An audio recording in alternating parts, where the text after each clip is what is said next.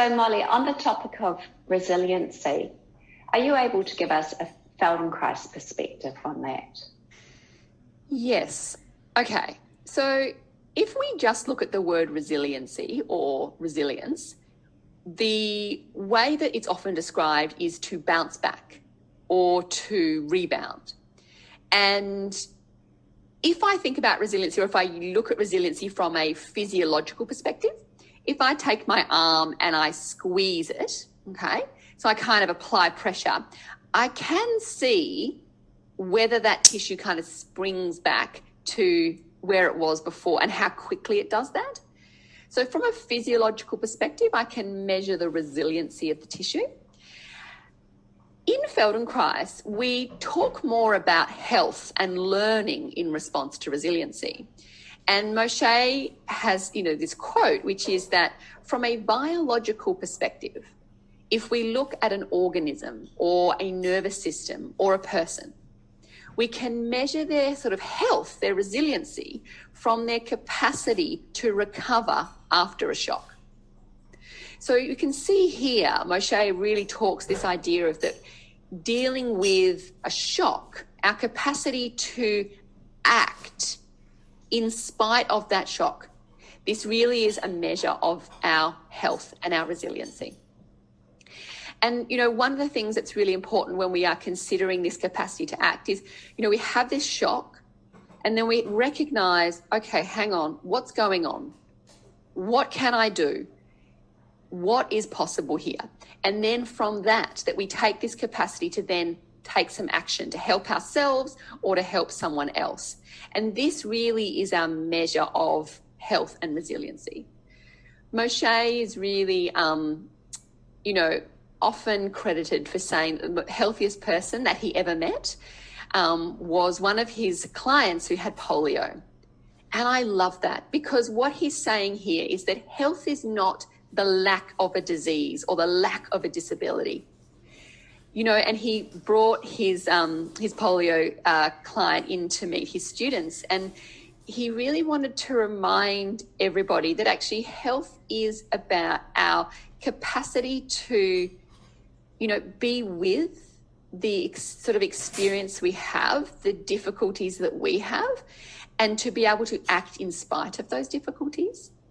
And that, this kind of label of, having polio or having some other kind of challenge, it doesn't define us. That actually our capacity to act, to make decisions, to choose a way of living a life that for us is fantastic, this really is our measure of health and resiliency. And, if I think about, my own kind of experience, it really is, how is it that I, create health within myself? Not that I'm just kind of waiting and hoping that I'm healthy, but really that I go, well, how do I create a healthy life? So in a sense, I would say that Feldenkrais's kind of perspective is twofold.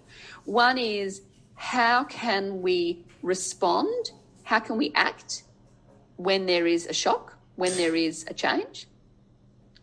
And then the second one is, can we really connect with what it is that we want from our lives that is most kind of personal for us?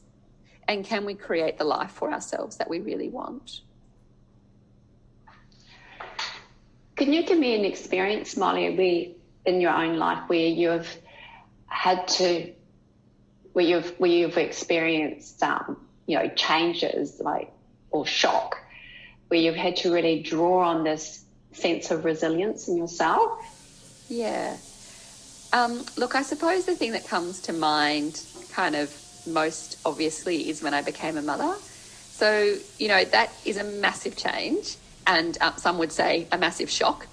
And, you kind of go from having this life that you've created that's beautiful and fantastic, and then all of a sudden it's like your routines and your the ways that you've enjoyed life they're all completely changed.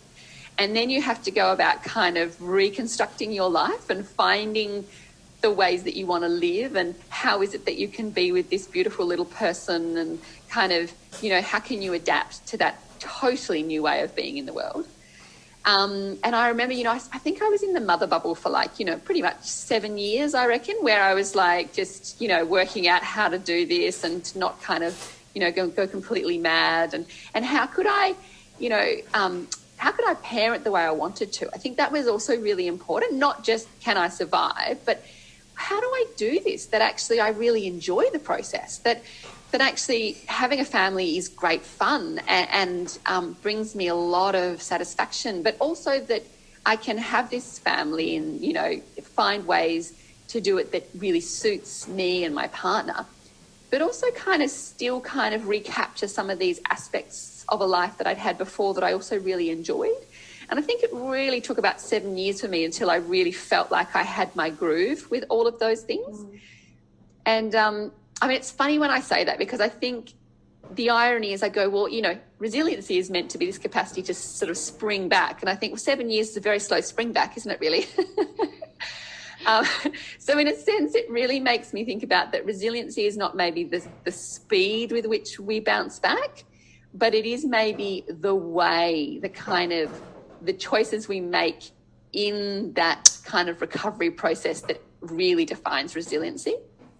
And I think, for me, working with my clients, one of the things that I'm really interested in is, to help them find their way with this resiliency and to not kind of be in a rush to kind of bounce back.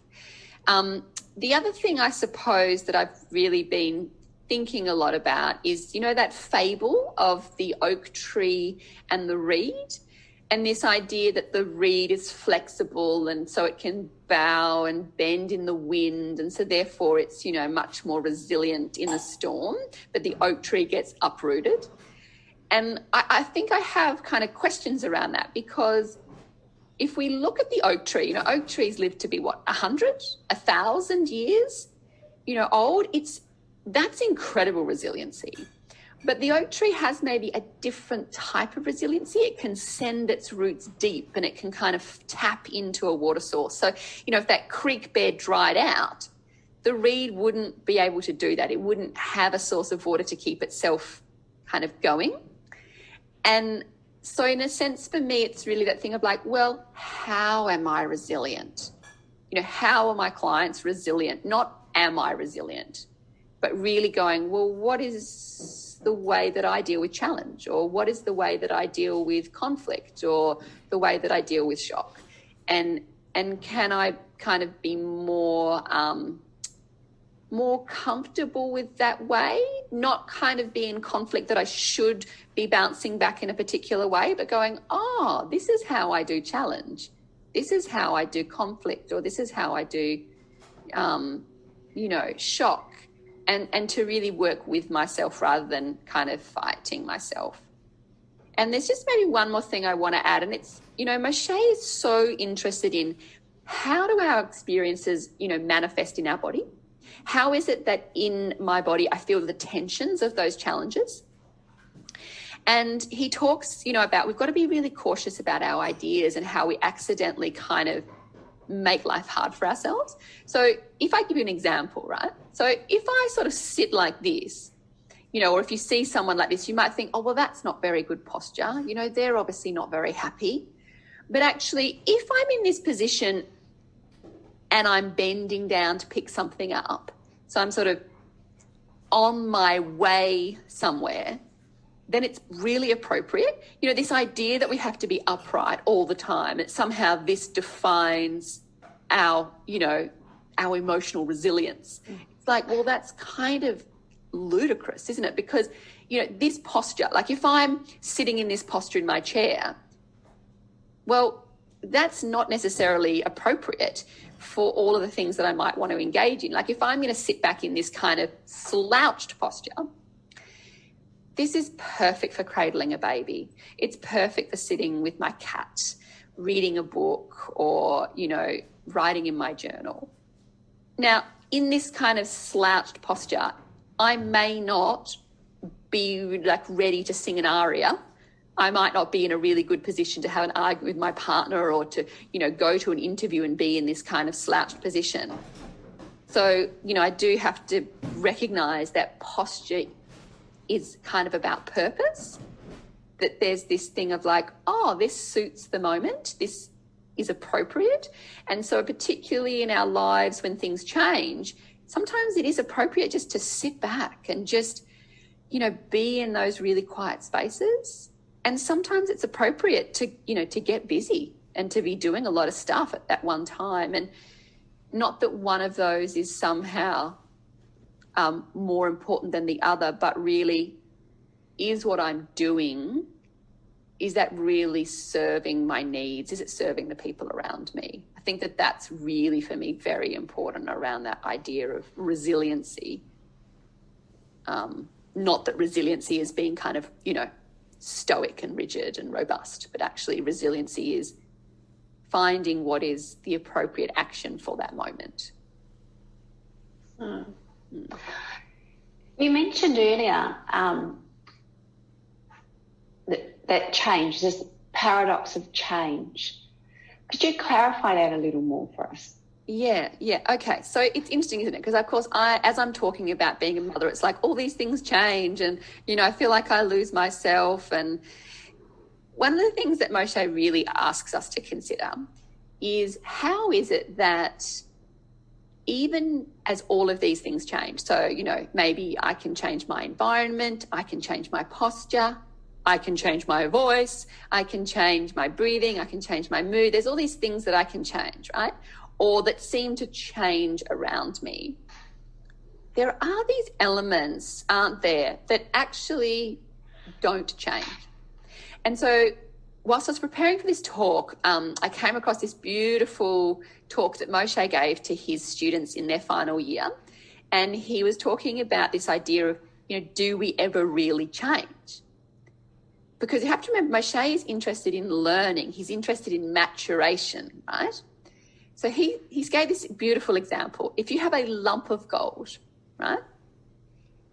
That lump of gold can be fashioned into any number of things. So you can take this lump of gold and you can turn it into a necklace or a wedding ring. It could be turned into a watch. You could take that lump of gold and you could hammer it out and you could turn it into a beautiful sculpture, like the head of Tutankhamun. You could use that lump of gold to fill a hole in your tooth. You could use the lump of gold to, you know, in the Japanese art where they use the gold to mend the broken crockery. That the gold can change its shape and its purpose and its meaning. Like a wedding ring is very different to a filling in a gold tooth, the kind of meaning of that.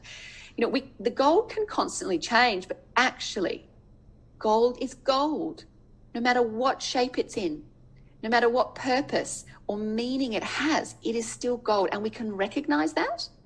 We see the brilliance of that gold, no matter what it's being used for. And so I really love this, and we do this so beautifully in the method. We really bring people back to really sense, you know, can you sense yourself? Like you and I, Linda, we have a unique genetic code. Nobody else has that. My fingerprint, my voice, the way that I move, like it's this unique kind of essence of me. And there's these qualities that, you know, we go, oh, yeah, right, that's me. And then there's gravity, and then there's the ground, and then there's my breath. And these things are with me my whole life. Like they're these kinds of unchanging or these kinds of constant experiences that are part of my world. And so even as I change my shape, or even as I change my actions in the world, like I'm still there, like I haven't changed. And I love that paradox. And I think, you know, in Feldenkrais, we're really saying, can you remember your breath? Can you remember gravity and ground? Can you remember you in all of the things that you do? And in a sense, there's these kinds of things where Moshe sort of says, you know, can you stop fighting gravity? Can you stop ignoring the ground? Can you stop fighting yourself? Please stop it. And then see what is possible, see how you want to learn, how you want to grow as a person, how do you want to mature as you age. And, you know, as I said in the beginning, Moshe said, you know, if we can really connect with this, we are so much happier. We really, really are. And I think, you know, if we just take a moment, even in this little kind of talk, just to go, oh, where am I sitting? You know, do I feel like I'm sitting in a place that is appropriate, that feels comfortable, where I go, oh, I can feel gravity, I can feel the ground, oh yeah, oh, I can feel my breath as I'm talking to you. You know, and like you were saying, and you'll talk about it in a minute, Linda, this capacity to pause, you know, and to notice those things. Like, so important, aren't they? Just so important. And maybe now's a really good moment where, you know, like if you could kind of elaborate a little bit more, you know, on, you know, the ways that you have found that Feldenkrais has really assisted you with these experiences of change and unchange and finding your kind of ease with yourself. That would be great. Yeah, sure. Sure, Molly. When I think about that in relation to myself, you know, like that moving transition, you know, like moving in between, that transition in between changing elements for myself and for, you know, when working with others with the Feldenkrais method, there's three words that sort of really spring to mind, and time, space, and awareness. Those are three things that really, you know, stand out to me. They're three words that you hear spoken a lot. They're three words that people often say they don't have and that they want. They're three words that carry many different meanings. They all interrelate with each other. They're three words that are significant parts of learning, because to be able to learn, we need to have time to, you know, try out different options, and, you know, to be able to differentiate, you know, different ways of doing things, to be able, so that then we can make some choices. But we need space. We need space to be able to make those choices. And that's where, you know, the Feldenkrais method is really useful in this, because within the Feldenkrais method, time and space and awareness are very much there within the lessons. So maybe people haven't necessarily even done a little Feldenkrais class. Could you like just maybe outline a little bit how we use time and how we maybe create those little pauses in the class? That might be kind of interesting, just to kind of clarify that. Yeah, sure. Like, time is a huge word. It's a very big word. People are always talking about time. However, within a Feldenkrais lesson, whether it be a group class where it's an awareness through movement lesson where people are verbally being, you know, talked through movements, or whether it's an individual lesson, functional integration, where practitioners are working with you one-on-one. Time it's used in a variety of ways, but often, like at the beginning of a lesson, there would be use of time would be like by use of time to help develop the awareness, because time and awareness, you know, they interrelate with each other as such. So you may start off with a few small movements, small test movements, and then you'd settle down to maybe even lying down on the ground or sitting on a chair and be still as such, which for some people is a simple thing to do. For some people, it's not an easy thing to do. And also, like, if you've sort of gone along to a lesson thinking that you're going to improve your movement or something like that, it might seem a little strange, like, why am I just sitting still, or why am I just lying still? What's that all about? And, well, first up, it's giving you an opportunity to begin to sense yourself. And so, like, for all learning, you need to have a starting point, and you need to have some constants. Like, you need to be able to create some measures of some sort, some KPIs, some key point indicators. So we can't stop time, but we can stop our movement. And to stop our movement is a way of shifting our attention, shifting our focus. Because to stop moving tends to bring our attention inward as opposed to out to the environment. It doesn't mean to say you're completely unaware of the environment that you're in, but the shift of focus has gone more onto you. So to be able to help yourself, you need to know yourself. And so to know yourself, you need to be able to have a look at yourself, but not necessarily with your eyes. If you're using some of your other senses, some of your constants, those things that you were talking about earlier, Molly, those things that remain the same, like gravity as well, your relationship with gravity.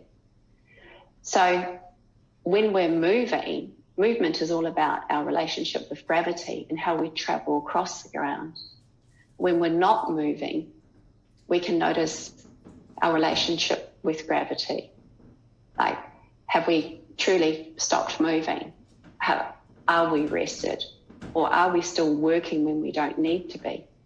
And that's, in Feldenkrais, it's often referred to as parasitic effort. We're expending energy unnecessarily. And so that's one reason for just pausing, stopping, to check in with that little marker peg. But there's so many other little marker pegs that you can notice. And if you've, been put in a position, say, where you're lying down, well, that's not your normal daily activity environment for most of us, or even if you're just sitting, often that can be a different environment. But also it's a less busy environment. So there's less stimulus feeding in. And so by pausing, it helps to create an environment that enhances the ability to learn, to note. And to learn, we need to be able to distinguish differences. So if we've got less interference or less, multiple stimulus coming in, it's easier for us to be able to distinguish differences. And it's with that we can begin to notice things about ourselves and get to know ourselves more. So as far as like within a lesson, I say we need a starting point. Oops. We need a starting point. Like while you're lying there on the ground, not only just noticing, your contact with the ground, or noticing which parts you aren't contacting the ground, you can sense sensations in your body. And this might be something like noticing your breathing, or you may notice the position that you've chosen to lay down in and things like that. And you begin to notice your patterns. And it also it helps build a greater self-image of yourself.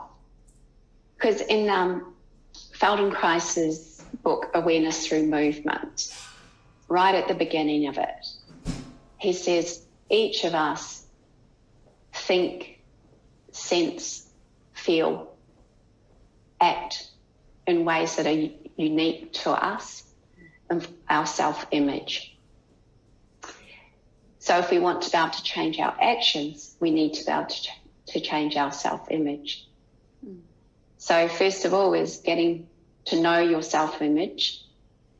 And, for some people, everybody's at a different starting point with that. And so being on the ground or sitting on a chair, you're well supported. You've got a good base of support.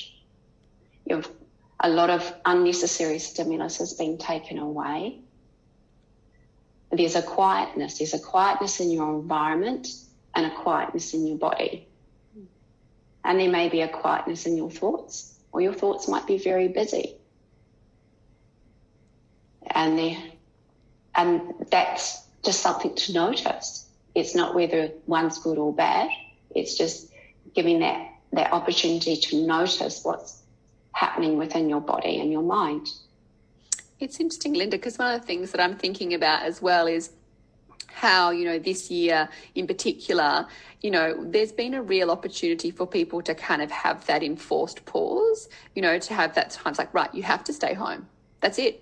And it's almost that thing of like when you stop, it's when you notice those kinds of habits and those compulsions and those tensions. And then, I know a lot of people have been talking about how, they don't want to go back to the old way of being because they've realised in that enforced kind of stoppage, oh, I was way too busy. I was way too stressed. Actually, I want to find a way of being less stressed. And I think that, like you're talking about, that's what we're doing in the class, isn't it? We're creating those pauses just so people can kind of go, oh, actually, I am working too hard, or I am holding tension, like you're saying, building that awareness. It's really interesting. Do you have a sense that maybe you could give me an example of how you felt like you've used the Feldenkrais method, or you've used these ideas in ways that assist you with, your experience of, emotional regulation or resiliency?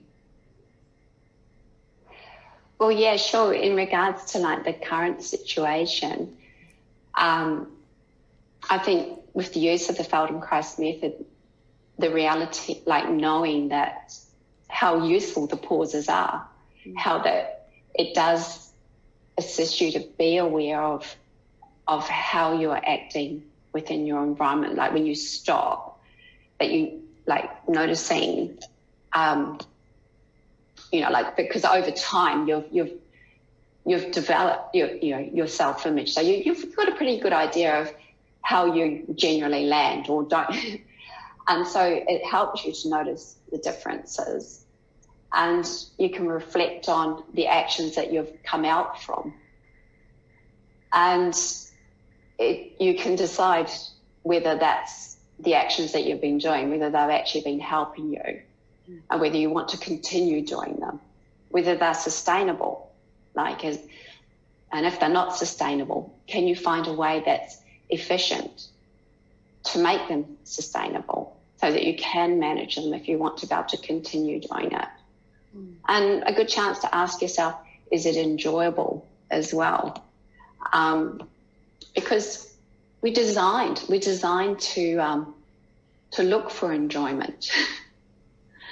Our body and mind enjoys enjoyment.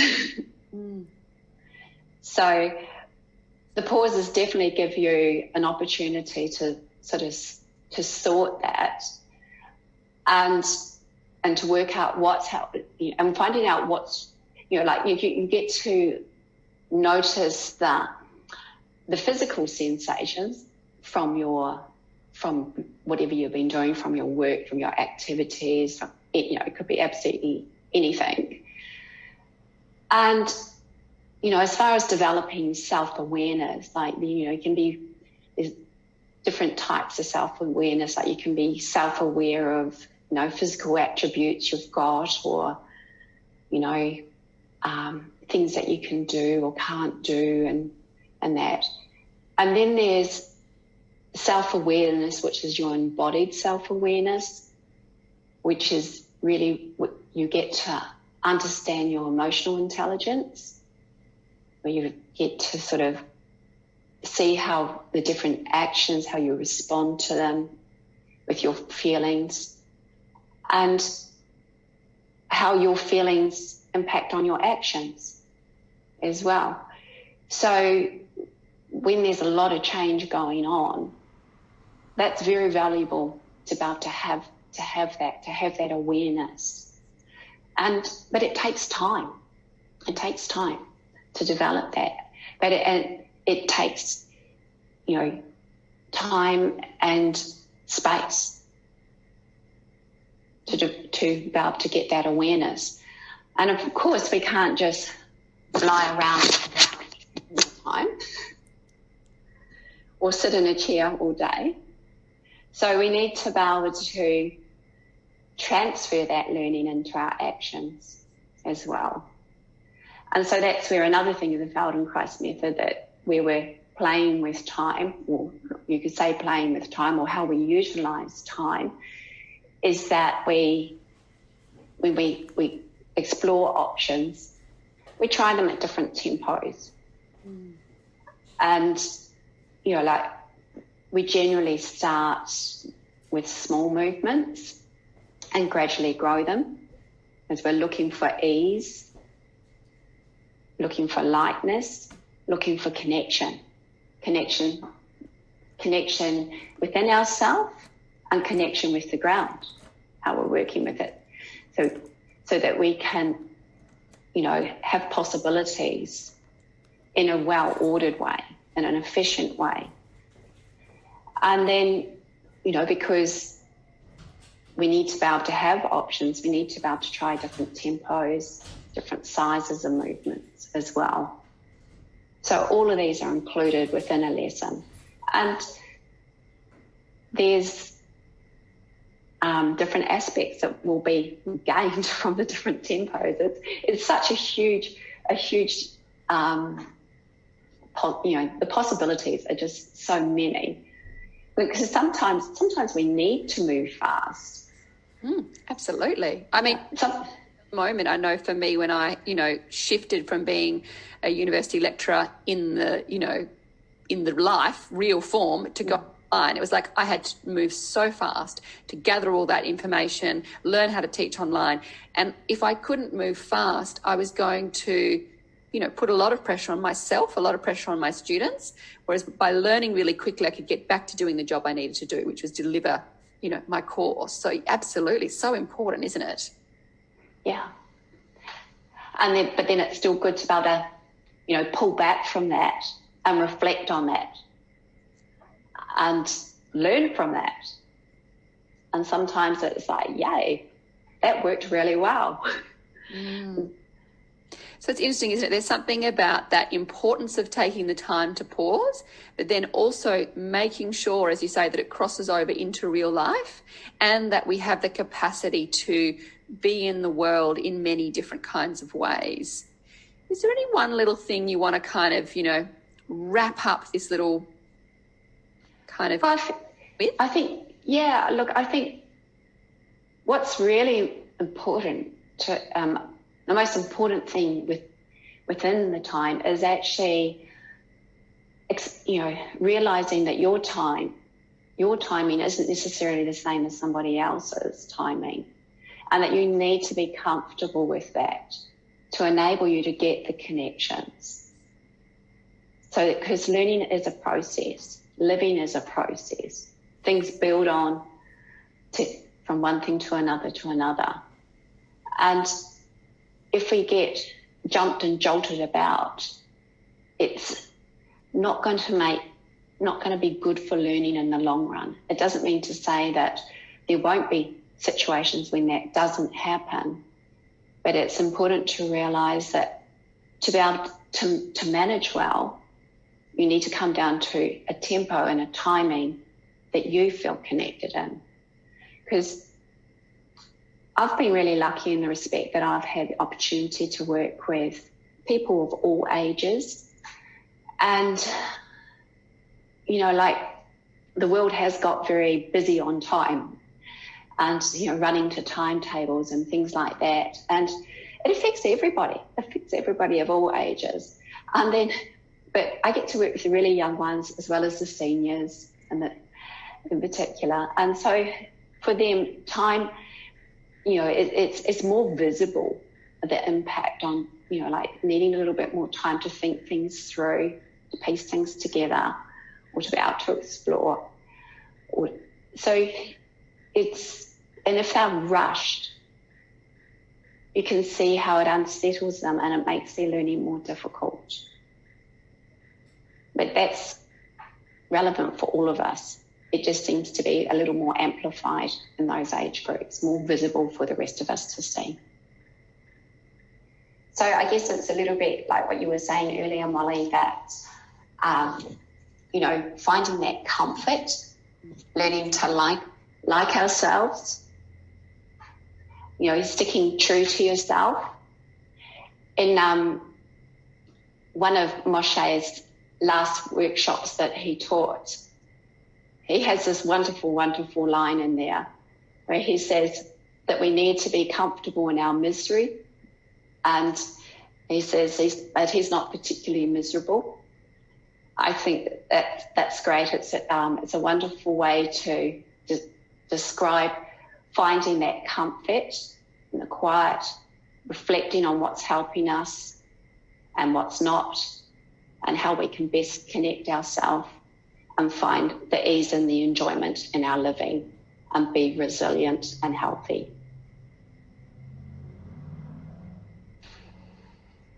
Thank you for watching the 2020 Australian Feldenkrais Guild Online Summit. Bye. Bye.